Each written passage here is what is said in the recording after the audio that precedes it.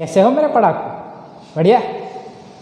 Last time हमने common forces in mechanics के बारे में पढ़ा था। उसमें हमने दो कॉन्टैक्ट फोर्सेस के बारे में पढ़ा था जब हमने सॉलिड के बारे में बात की थी। एक तो नॉर्मल रिएक्शन फोर्स और दूसरा था फ्रिक्शनल फोर्स। आज हम फ्रिक्शन के बारे में पढ़ने वाले हैं डिटेल में। तो आज का टॉपिक है फ्रिक्शन।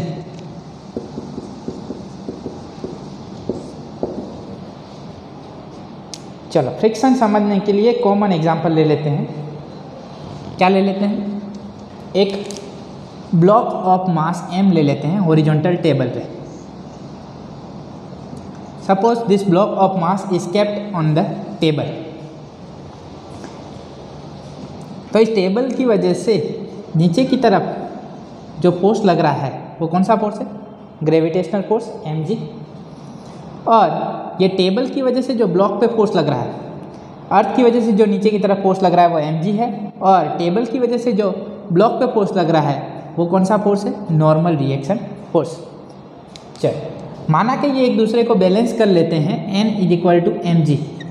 इसीलिए ये ब्लॉक किस में है? इक्विलिब्रियम में। अभी किस में है? इक्विलिब्रियम में। मतलब किस पे है? रेस्ट पे। ये ब्लॉक है रेस्ट पे। मतलब क्या हुआ? Net force acting on this block that is 0। कोई एक्सटर्नल फोर्स लग रहा नहीं है। क्या ठीक? Net external force acting on the block that is 0, therefore n = mg। क्या ठीक? चल अब इसी में मान लो एक छोटा सा फोर्स लगा दिया जाए, हॉरिजॉन्टल फोर्स। नीचे लग रहा है mg, ऊपर लग रहा है n। ठीक, ये दोनों तो एक दूसरे को कैंसिल कर देंगे। एक हॉरिजॉन्टल फोर्स लगाया जाए F। कैसा फोर्स है? स्मॉल, छोटा सा एक फोर्स लगा दिया जाए F। तो मुझे बताओ, एक छोटा सा फोर्स लगाने से क्या ये block of mass m move करेगा? क्या block of mass m move करेगा? चलो इसके लिए हम एक एग्जांपल ले लेते हैं। यहाँ पे मेरे पास ये डस्टर है, तो इस डस्टर के ऊपर मैं छोटा सा फोर्स लगा दूँ तो डस्टर मूव तो नहीं कर रहा है, मैं फोर्स लगा रहा हूँ। अगर दिख रहा हो तो फोर्स लगा रहा हूँ मैं, और डस्टर मूव कर रहा नहीं। कैसा फोर्स लगा रहा हूँ? छोटा सा फोर्स। तो अगर इस तरफ कोई फोर्स लगाया जाए, छोटा सा फोर्स, तो बॉडी मूव कर रही नहीं। अगर बॉडी मूव नहीं कर रही है मतलब ये किस में है? इक्विलिब्रियम में। नेट फोर्स इसके ऊपर क्या है? अभी भी 0। अभी भी इसके ऊपर नेट फोर्स क्या है? 0। तभी ये मूव नहीं कर रही। अगर इसके ऊपर कोई नेट फोर्स होता तो कुछ एक्सेलरेशन होता, चाहे छोटा सा ही एक्सेलरेशन हो। अगर नेट फोर्स होता तो according to Newton second law of motion F net = ma। Yes और नो? तो कुछ एक्सेलरेशन हमें मिलता F/m। कितना फोर्स लगा है? F। तो F/m जितना हमें एक्सेलरेशन मिलना चाहिए। पर यहाँ पे तो ये बॉडी रेस्ट पे है, इक्विलिब्रियम में है, तो नेट फोर्स तो हमें दिखा रहा है 0। मतलब एक्सेलरेशन क्या होगा? 0। तो ये तो अपना स्टेट चेंज कर रहा नहीं। तो यहाँ पे हमें तो कोई फोर्स दिखाई नहीं दे रहा, फिर भी कोई फोर्स लग रहा है। तो ये सरफेस जो है वो इसके ऊपर ऑपोजिट डायरेक्शन में कोई फोर्स लगा रही है, जिसे बोला जाता है फ्रिक्शन। क्या बोला जाता है? फ्रिक्शन। जब हम ये फोर्स लगाते हैं, जैसे ही मैं यहाँ पे फोर्स लगाना स्टार्ट कर देता हूँ, तो यहाँ पे ये डस्टर और मेरे हाथ के बीच में कांटेक्ट है। ठीक है, ये डस्टर और मेरे हाथ के बीच में जो कांटेक्ट है, और यहाँ पे मैं जैसे ही फोर्स लगा रहा हूँ तो मेरा हाथ जो है कुछ फोर्स लगा रहा है ये डस्टर पे ऑपोजिट डायरेक्शन में, जिसे बोला जाएगा फ्रिक्शनल फोर्स। तो ये फ्रिक्शन जो है उसकी वजह से ये body of mass m move नहीं कर रही। ये block of mass m move नहीं कर रहा, और हमें नेट फोर्स क्या मिल रहा है? 0। इसका मतलब क्या है? जितना फोर्स हम लगा रहे हैं उतना ही फ्रिक्शन होना चाहिए। ये सर, जितना फोर्स हम लगा रहे हैं उतना ही फ्रिक्शनल फोर्स ऑपोजिट डायरेक्शन में लगना चाहिए, तो ही बॉडी मूव नहीं करेगी, वरना तो बॉडी मूव करना स्टार्ट कर देगी। चलो ठीक, मान लिया कि कोई सरफेस, उसके ऊपर क्या लगा रहा? फ्रिक्शन। ठीक, तो यहाँ पे जो फ्रिक्शन है, अभी बॉडी कैसी है? Stationery, at rest.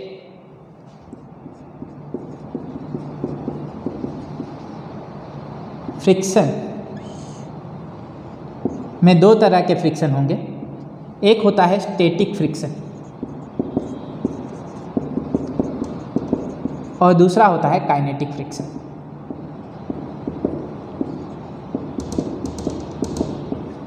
क्या ठीक? तो अभी जो फ्रिक्शन है वो कौन सा फ्रिक्शन है? स्टैटिक फ्रिक्शन, जिसे डिनोट किया जाएगा Fs से। कौन सा है? Static friction. And this frictional force is self adjusting force. कैसा फोर्स है? Self adjusting force. कैसा फोर्स है? Self adjusting force. मतलब जब मैं इस डस्टर पे कोई भी फोर्स नहीं लगा रहा हूं तो क्या फ्रिक्शन लग रहा है? नहीं, तब फ्रिक्शन की वैल्यू क्या है? 0। मान लो कि हम बॉडी के ऊपर कोई फोर्स नहीं लगा रहे, ये स्मॉल फोर्स भी नहीं लगा रहे, तो क्या ये बॉडी अपने आप चलती बनती? अगर ये फ्रिक्शन होता तो बॉडी इस तरफ एक्सेलरेट हो जाती, मतलब तब फ्रिक्शन की वैल्यू क्या है? 0। ये अपनी वैल्यू को सेल्फ एडजस्ट करता है, इसीलिए इस फोर्स को क्या नाम दिया गया? Self adjusting force. Self adjusting force मतलब जब आप फोर्स नहीं लगा रहे हो तो फ्रिक्शनल फोर्स क्या हो जाएगा? 0। जब आप फोर्स लगाना स्टार्ट करोगे तो यहाँ पे फ्रिक्शन लगना स्टार्ट हो जाएगा। As you increase the value of F then this frictional force also increases. तो जैसे जैसे F बढ़ाओगे, एज F इंक्रीजेस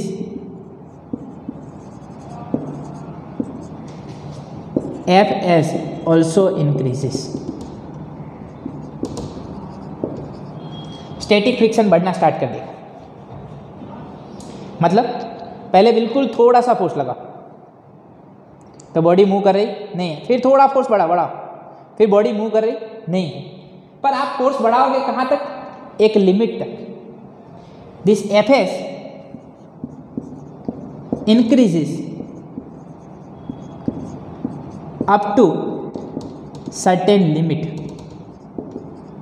एक लिमिट आ जाएगी, उसके बाद Fs बढ़ने वाला नहीं है, ये स्टैटिक फ्रिक्शन बढ़ेगा नहीं। Fs increases up to certain limit only. ठीक है, ये फ्रिक्शन ऑपोज करेगा मोशन का, कहाँ तक? कुछ हद तक, उससे आगे ऑपोज कर सकता नहीं है। फिर मैं ज़्यादा ही फोर्स लगा दूँ, जैसे ही मैं ज़्यादा फोर्स लगा दूँ तो डस्टर मूव करने लगा, तो बॉडी भी मूव करने लगी। As we increase the value of F then what will happen? This frictional force increases, but this frictional force can increase up to certain limit. उसके बाद ये बॉडी मोशन में आ जाएगी और कुछ एक्सेलरेशन हमें मिलेगी। ठीक, so this Fs increases up to certain limit. तो कहाँ तक इंक्रीज हो सकता है? सो मैक्सिमम स्टैटिक फ्रिक्शन और लिमिटिंग स्टैटिक फ्रिक्शन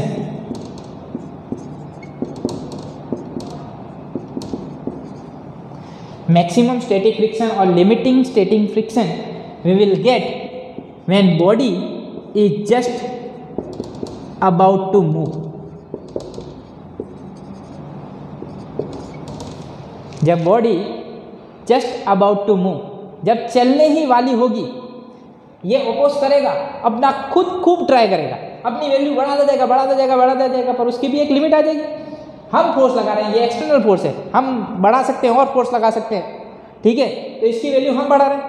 ये कौन किसके बीच में फोर्स है? ये बॉडी और सरफेस के बीच में फोर्स है, तो ये एक हद तक फोर्स लगाएगी और इसकी एक मैक्सिमम वैल्यू होगी, मैक्सिमम स्टैटिक फ्रिक्शन और limiting static friction we will get when body is just about to move नहीं की, जस्ट अबाउट टू मूव, मतलब बस चलने वाला होगा, फोर्स लगा रहा है, जस्ट अबाउट टू मूव, तब हमें जो फ्रिक्शन मिलेगा उसे क्या बोला जाता है? मैक्सिमम स्टैटिक फ्रिक्शन और लिमिटिंग फ्रिक्शन, जिसे डिनोट किया जाता है Fs मैक्सिमम से। किससे डिनोट किया जाता है? Fs maximum. Maximum static friction does not depend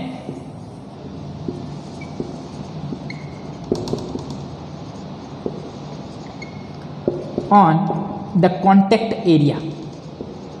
contact area पे डिपेंड नहीं करता। ये maximum static friction does not depend on contact area. तो ये किस पे डिपेंड करता है, इसके बारे में चर्चा करते हैं हम, पर उससे पहले आप लोगों को इतना लिख लेना चाहिए।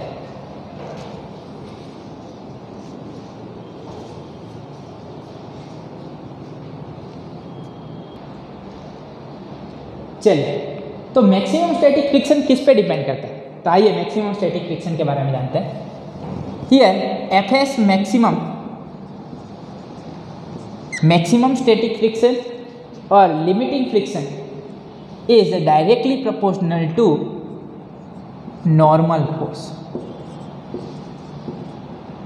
किस पे डिपेंड करता है, नॉर्मल फोर्स पे। Maximum static friction depends on normal force. तो नॉर्मल फोर्स होता है N, यहाँ पे हमने देखा ना, ये ब्लॉक था तो नीचे लग रहा है mg, ऊपर लग रहा है n, ठीक। तो ये जो Fs मैक्सिमम किस पे डिपेंड करता है, नॉर्मल फोर्स पे। तो Fs मैक्सिमम का फॉर्मूला क्या बनेगा, Fs maximum whenever we remove proportionality sign we have to multiply some constant, तो यहाँ पे कांस्टेंट आएगा। तो Fs maximum is equal to mu S N. Maximum static friction का फॉर्मूला बनता है mu S N, where N that is normal force. And mu S क्या बोला जाए, mu S is called coefficient of static friction. Mu S is called coefficient of static friction. ध्यान से समझना, बहुत ही अच्छा टॉपिक है, मजेदार। म्यू एस क्या हुआ, एक constant, coefficient of static friction. This value of mu S depends on type of surface in contact. किस पे डिपेंड करता है, type of surface in contact. Contact में जो सरफेस है उसके ऊपर डिपेंड करता है, कैसी सरफेस है, रफ है, स्मूथ सरफेस है, ठीक है। अगर कोई बॉडी को ग्लास पे मूव करवाया जाए और कोई और सरफेस पे मूव करवाया जाए, रफ सरफेस पे, तो ऑब्वियस कि ग्लास के लिए static friction, coefficient of static friction की वैल्यू कैसी होगी, कम, तो Fs मैक्सिमम की वैल्यू कम होगी। अगर कोई रफ सरफेस होगा तो उसके लिए म्यू एस की वैल्यू ज़्यादा होगी, तो स्टैटिक फ्रिक्शन की भी वैल्यू ज़्यादा होगी, Fs मैक्सिमम की फोर्स ज़्यादा होगी, ठीक है। तो ये किस पे डिपेंड करता है, टाइप ऑफ सरफेस पे। और Fs maximum static friction depends on normal force. Normal force के डायरेक्टली प्रोपोर्शनल होता है, और प्रोपोर्शनलिटी साइन हटाते ही यहाँ पे क्या आ जाएगा, म्यू एस। जो म्यू एस आ रहा है वो किस पे डिपेंड करता है, वो डिपेंड करता है किस पे, टाइप ऑफ सरफेस। मतलब Fs मैक्सिमम जो है वो कॉन्टैक्ट एरिया पे डिपेंड नहीं करता।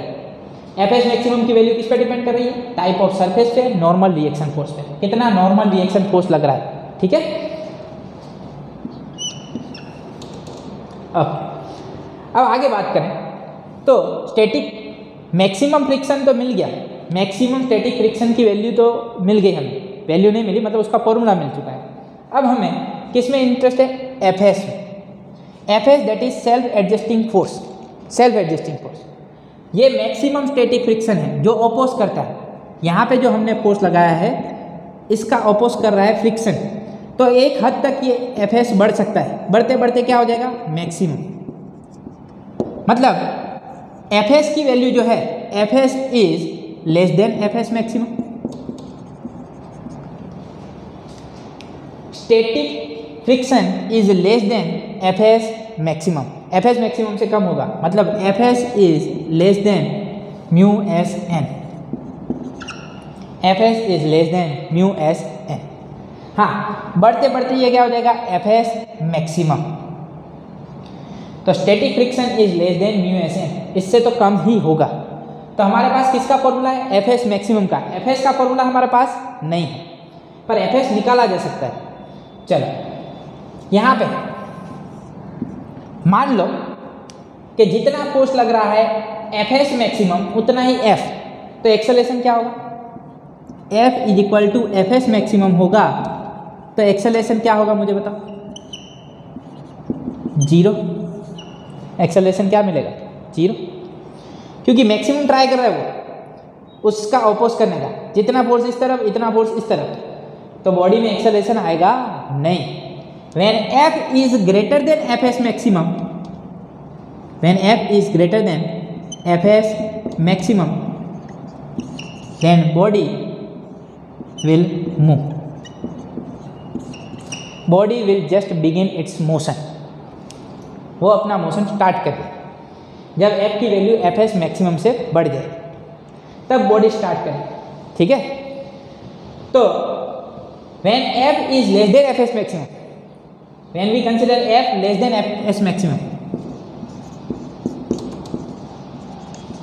तो ये केस कौन सा हो गया? No slip. कैसा हो गया? No slip. When F is equal to Fs maximum, और Fs maximum कहाँ तक बढ़ सकता है? Up to certain limit. Fs कहाँ तक बढ़ सकता है? Up to certain limit. बढ़ते बढ़ते ये कितना हो जाएगा? Fs maximum। और मैक्सिमम कब मिलेगा? Just about to move. मतलब body wants to move but it is not able to move due to frictional force. If there is no frictional force, then the body will move. अगर कोई frictional force नहीं हो, smooth surface हो, अगर static friction negligible हो, 0 हो, तो body move कर सकती है। पर static friction की वजह से बॉडी मूव नहीं कर रही है, इसको बोला जाता है impending motion। तो इस केस में हमें मिलेगी impending slip। इसको क्या बोला जाएगा? impending slip। मतलब मोशन स्टार्ट हो सकता था, जस्ट अबाउट टू स्टार्ट, थोड़ा फोर्स ये बढ़ाना है, जस्ट थोड़ा बढ़ गया तो Fs मैक्सिमम को क्रॉस कर देगा और बॉडी मूव कर देगी। ठीक है, तो this is the case of no slip, this is the case of impending slip and this is the case of slip. फिर इसके बाद मोशन स्टार्ट हो जाएगा। क्या ठीक समझ में आ गया? अब मोशन स्टार्ट हो जाएगा तो फ्रिक्शनल फोर्स कितना होगा, फिर कितना अपोज करेगा, उसके बारे में आप लोगों को जानना होगा। उसके बारे में चर्चा करते हैं, पर उससे पहले आप लोगों को इतना लिख लेना चाहिए।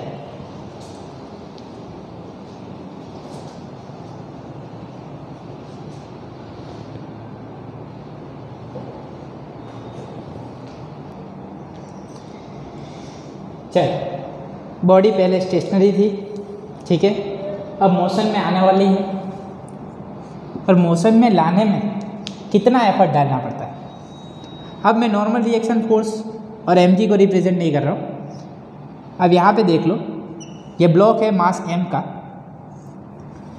ठीक, अभी मोशन नहीं दिखा रहा। मान लो कि यहाँ पे कोई फोर्स लगाया गया F, ठीक है, तो उसकी वजह से ऑपोजिट डायरेक्शन में जो फोर्स लगता है वो कौन सा फोर्स होता है? फ्रिक्शन। ठीक, ओके, चलो ये ऑपोज कर रहा है, इसको मोशन में आने दे रहा नहीं। तो पहले तो क्या है? F is very small, F जो है वो बहुत छोटा है, तो नेट फोर्स क्या मिल रहा है? 0। Net force 0। इसका मतलब कोई ऑपोजिट फोर्स लग रहा है, मतलब F is equal to frictional force. जितना F लगाया गया है उतना ही फ्रिक्शनल फोर्स ऑपोजिट डायरेक्शन में लग रहा है। ठीक है, चलो, जैसे हम F की वैल्यू बढ़ा रहे हैं, फ्रिक्शनल फोर्स की वैल्यू बढ़ रही है, तो फ्रिक्शनल फोर्स पहले कौन सा फ्रिक्शन मिलता है? Static friction.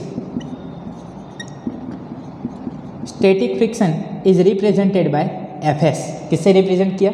Fs। And this Fs goes on increasing, Fs increases as F increases, but this thing will occur up to certain limit।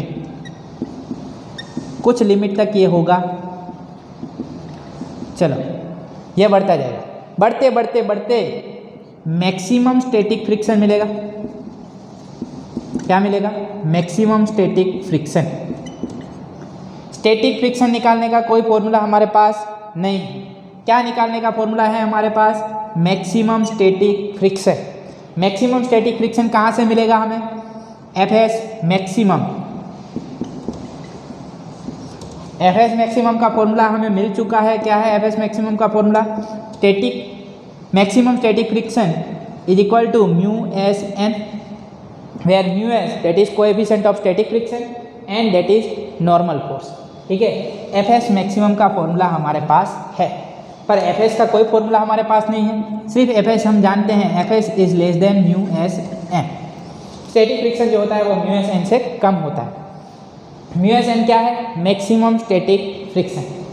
चलो मान लो कि एक कंडीशन मिल गई हमें, when F is greater than F S maximum.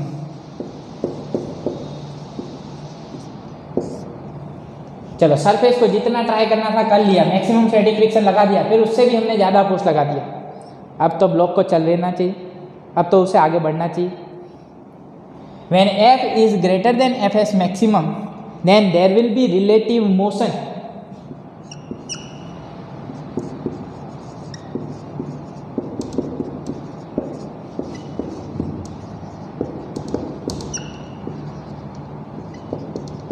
क्या मिलेगा हमें? Relative motion. Word मैंने यूज किया है रिलेटिव मोशन, इंपॉर्टेंट है। When F is greater than F S maximum then there will be relative motion. कैसे मिलेगा रिलेटिव मोशन? ध्यान से देखो, हियर फ्रिक्शन का काम क्या है? Friction opposite impending motion.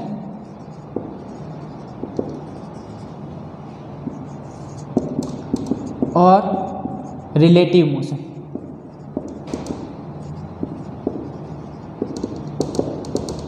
Friction का काम क्या है? वो अपोज करता है मोशन का, इंपेंडिंग मोशन और रिलेटिव मोशन। ठीक, तो यहाँ पे काइनेटिक फ्रिक्शन आएगा। अब जो रोल आएगा काइनेटिक फ्रिक्शन का, जब बॉडी मूव कर देगी तो फ्रिक्शन का काम क्या है? फ्रिक्शन अपोजिट इंपेंडिंग मोशन और रिलेटिव मोशन। पर यहाँ पे हमने केस ले लिया है F greater than F S maximum. अब बॉडी को चल लेना चाहिए। जब बॉडी चल लेगी तब, जब बॉडी मोशन में आ जाती है तब जो फ्रिक्शन लगता है उसे बोला जाता है काइनेटिक फ्रिक्शन। कौन सा फ्रिक्शन बोला जाता है? Kinetic friction. है तो friction he,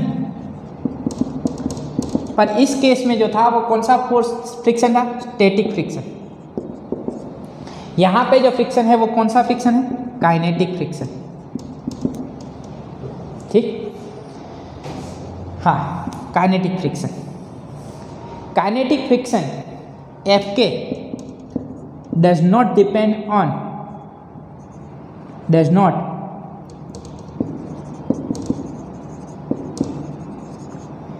it does not depend on contact area। ये भी कांटेक्ट एरिया पे डिपेंड करता नहीं। तो इसका फॉर्मूला क्या है?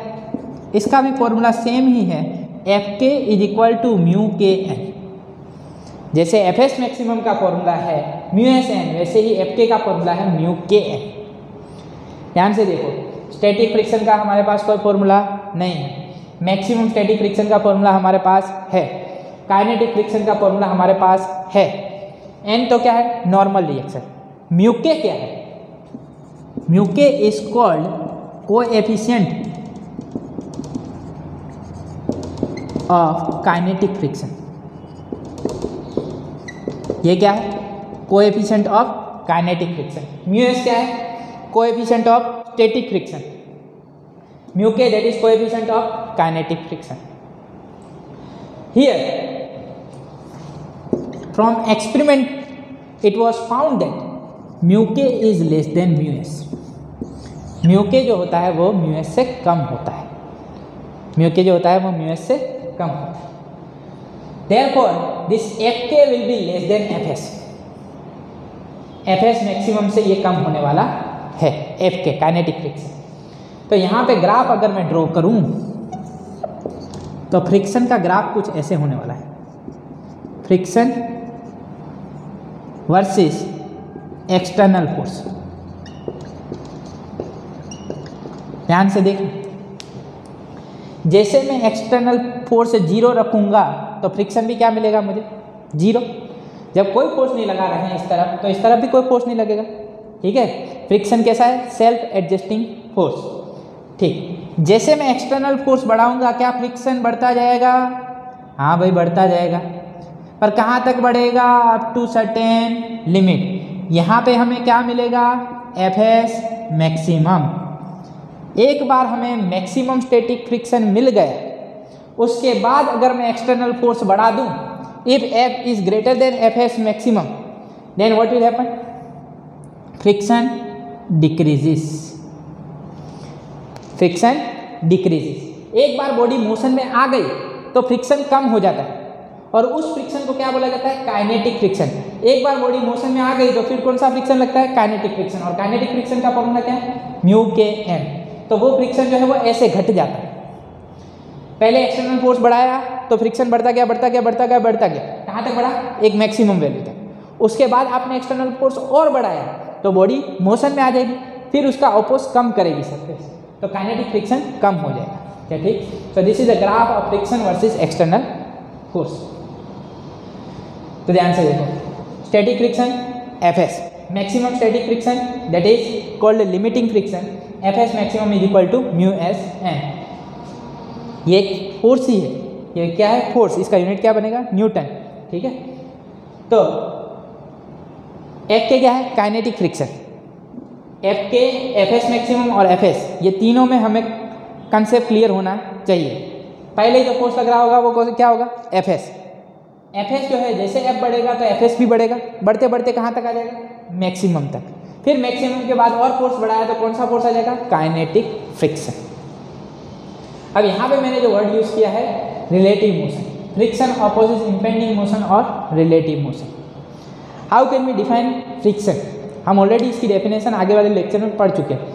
तो क्या डेफिनेशन थी फ्रिक्शन की, the component of force parallel to the surface in contact, component of force parallel to the surface in contact which opposite impending motion और relative motion is called friction.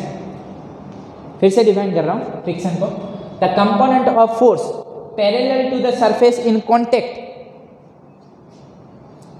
Which opposite impending motion और relative motion is called friction.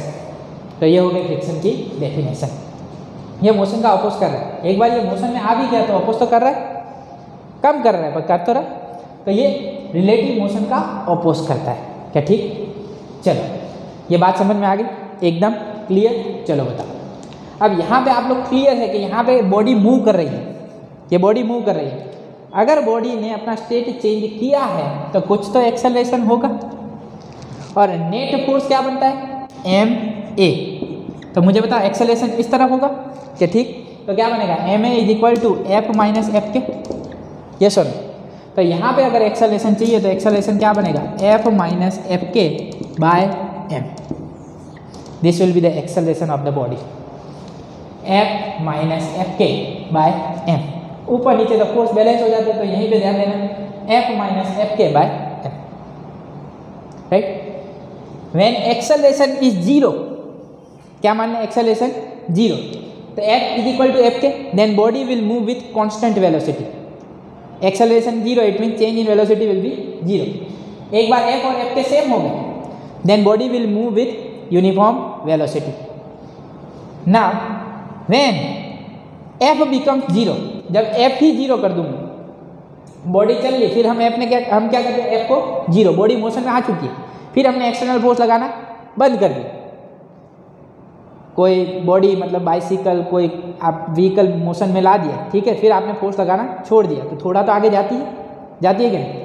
तो फिर acceleration क्या हो जाएगा, F की value यहाँ पर रख दो जीरो, तो एक्सेलरेशन क्या हो जाएगा, माइनस एफ के बाय एम। माइनस आ रहा है मतलब क्या, डिसलेरेशन, रिटार्डेशन।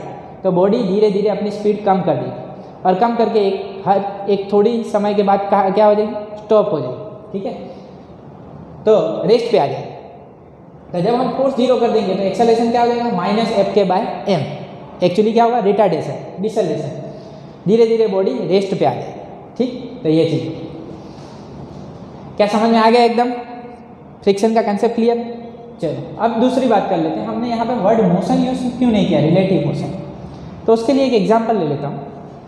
मान लो कि एक ट्रेन के कंपार्टमेंट में एक डब्बा पड़ा हुआ है, ठीक, जिसका मास m है। यही सिचुएशन ले लो, एक ट्रेन में एक डब्बा पड़ा हुआ है और ट्रेन चल रही है। ट्रेन चल रही है तो उसका कुछ एक्सेलरेशन है, तो उसका कुछ एक्सेलरेशन मान लेते हैं a, ठीक। जो ट्रेन में बैठा हुआ है उसके लिए ये ब्लॉक जो है, डब्बा जो है, वो मोशन में है या नहीं?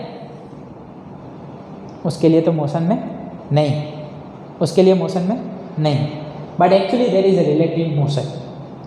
रिलेटिव मोशन, जैसे ट्रेन जिस एक्सेलरेशन से जा रही है वही एक्सेलरेशन इस ब्लॉक का भी तो है, ये सर। तो ब्लॉक का एक्सेलरेशन क्या हो जाएगा? वही जितना ट्रेन का एक्सेलरेशन है। चल, अगर कोई फ्रिक्शन फोर्स नहीं लग रहा होता, मान लो, और ये चीज़ क्यों बनती है? रिलेटिव मोशन किसकी वजह से आ रहा है? फ्रिक्शनल फोर्स की वजह से। मान लो कि कोई फ्रिक्शनल फोर्स ही नहीं लग रहा होता, कोई रिलेटिव, ये सरफेस जो है कांटेक्ट में वो स्मूथ हो जाती है, फ्रिक्शनल फोर्स जीरो होता, तो क्या होता? बॉक्स तो वहीं पे रहता, बॉक्स तो वहीं पे रहता, पर जो कांटेक्ट सरफेस है वो आगे निकल जाती। Due to inertia this block will not try to change its state. But ये तो ट्रेन है, ठीक, और ट्रेन की ये जो सरफेस है, ये बॉटम सरफेस, वो तो आगे निकल जाती, और फिर क्या होता? ये डब्बा जो है इसकी बैक के साथ, इसकी पीछे की वॉल के साथ टकराता, ये चीज़ होगी अगर कोई फ्रिक्शन नहीं होगा तो फ्रिक्शन के कुछ एडवांटेजेस भी हैं, कुछ डिसएडवांटेजेस भी। अगर फ्रिक्शन नहीं हो तो ये चीज़ हो जाएगी, फ्रिक्शन है उसकी वजह से ये यहाँ पे खड़ा हो, क्या ठीक? तो जितना एक्सेलरेशन ट्रेन दे रही है उतना ही एक्सेलरेशन फ्रिक्शनल फोर्स दे रहा है, जितना ही ट्रेन का एक्सेलरेशन है उतना ही फ्रिक्शनल फोर्स का एक्सेलरेशन है। ये भी फोर्स है, इसकी वजह से भी कुछ एक्सेलरेशन जो उसका ऑपोज कर रहा है, और हमें क्या लग रहा है? स्टेशनरी। इसीलिए जो मोशन है वो कैसा मोशन है? Relative motion. वर्ड क्या है? Relative motion.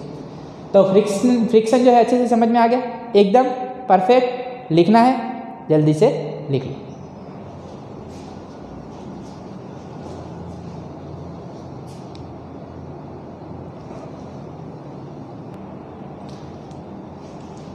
चलो, चेक करना है मुझे कि आप लोगों को ये फ्रिक्शन का कंसेप्ट समझ में आया कि नहीं। मज़ेदार टॉपिक तो था, अब आप लोगों को कितना समझ में आया? Here I am considering one surface and this is the block. This block is in contact with one floor. Mass of block that is 2 kg. कितना मास है? 2 kg. And coefficient of static friction that is 0.4. Static coefficient of static friction हमें दिया हुआ है, इसकी value कितनी है? 0.4. And applied force on the block of mass 2 kg is 2.5 Newton. क्या ले लेते हैं? F is equal to 2.5 newton. इतना फोर्स लगाया है. So here what we want to find the force of friction between block and floor. Find the force of friction between block and floor. यहाँ पे frictional force हमें निकालना है, कितना force लग रहा है. चलो तो निकाल सकते हैं. फ्रिक्शन फोर्स में हमें 3 चीज़ों पे ध्यान देना, एफ एस मैक्सिमम और काइनेटिक फ्रिक्शन. पहले तो हमें पता लगाना होगा कि ये ब्लॉक जो है वो मोशन में आया भी है या नहीं. ठीक है, हमने कितना फोर्स लगाया? 2.5 न्यूटन. तो पहले हमें पता लगा लेना चाहिए कि ये जो सरफेस है वो ब्लॉक के ऊपर कितना मैक्सिमम स्टैटिक फ्रिक्शन लगा सकती है. फ्रिक्शन कुछ ऑपोजिट डायरेक्शन में होगा. ये सिचुएशन वही है, ये फोर्स ऐसे दिखाओ तो फ्रिक्शन फोर्स ऑपोजिट डायरेक्शन में होगा कि नहीं? वैसी सिचुएशन. तो स्टैटिक फ्रिक्शन जो है वो इस तरफ होगा, तो फ्रिक्शनल फोर्स जो है वो इस तरफ होगा. पहले एफ एस मैक्सिमम निकाल लेना चाहिए. एफ एस मैक्सिमम का फॉर्मूला आप लोगों को मालूम है क्या है? Mu S N. एन की वैल्यू चाहिए तो नॉर्मल रिएक्शन फोर्स ऊपर नीचे क्या लगेगा? M G. तो पहले निकाल लेते हैं एन. तो N is equal to M G. M कितना है? 2. जी की वैल्यू 10. तो ये क्या हो गया? 20 न्यूटन. तो ऊपर की तरफ जो फोर्स है वो कितना है? 20 न्यूटन. तो मुझे बताओ म्यू एस कितना है? 0.4 इंटू 20 क्या बनेगा? 0.4 इंटू 20 क्या बनेगा? 8 न्यूटन. यस और F S maximum that is 8 Newton. तो मैक्सिमम स्टैटिक फ्रिक्शन ये सरफेस लगा सकती है वो कितना है? 8 न्यूटन. मतलब आप यहाँ पे 8 न्यूटन फोर्स लगा दो तब तक बॉडी मूव करने वाली नहीं है, पर आपने तो फोर्स कितना लगाया है 2.5 न्यूटन, तो ये तो मैक्सिमम ये ओपोज कर रही है उससे भी कम फोर्स है, तो बॉडी हिलने वाली नहीं है। काइनेटिक फ्रिक्शन की तो बात ही नहीं, तो यहाँ पे जो फोर्स लग रहा होगा वो कौन सा फोर्स होगा, स्टैटिक फ्रिक्शन। और स्टैटिक फ्रिक्शन कितना होता है अप्लाइड फोर्स के जितना, तो Fs की वैल्यू जैसे जैसे ये बढ़ेगा वैसे वैसे Fs बढ़ेगा। Fs बढ़ते बढ़ते कितना होगा, मान लो कि ये मैंने 5 न्यूटन कर दिया तो ये भी कितना हो जाएगा 5 न्यूटन, बढ़ाते बढ़ाते आप लोगों ने कितना कर दिया 8 न्यूटन, तो ये भी कितना हो जाएगा मैक्सिमम स्टैटिक फ्रिक्शन हो जाएगा 8 न्यूटन। फिर उसके बाद अगर आप 8.1 न्यूटन दे देते हो, ज़्यादा फोर्स दे देते हो, तो बॉडी मोशन में आ जाएगी, फिर कौन सा लगेगा काइनेटिक फ्रिक्शन। पर अभी तो बॉडी मोशन में आई नहीं है, this 2.5 Newton is less then 8 Newton, तो Fs की वैल्यू कितनी होगी, this is self adjusting force, therefore force of friction between block and floor that is nothing but 2.5 Newton. तो आंसर क्या बनेगा 2.5 न्यूटन। अच्छा सवाल। तो सेल्फ एडजस्टिंग फोर्स होता है फ्रिक्शन फोर्स, ठीक है, वो अपनी वैल्यू को एडजस्ट करता है, जैसे ये बढ़ेगा तो ये भी बढ़ेगा। ठीक, क्या क्लियर है फ्रिक्शन? चलो बढ़िया, आज हम यहाँ पे स्टॉप करते हैं, नेक्स्ट टाइम इसके रिलेटेड कुछ एग्जाम्पल सॉल्व करेंगे। पर आज के लिए इतना है। स्वस्थ रहें, मस्त रहें, दीपक सर के साथ पढ़ते रहें। मिलते हैं नेक्स्ट लेक्चर में, तब तक के लिए बाय बाय, थैंक यू।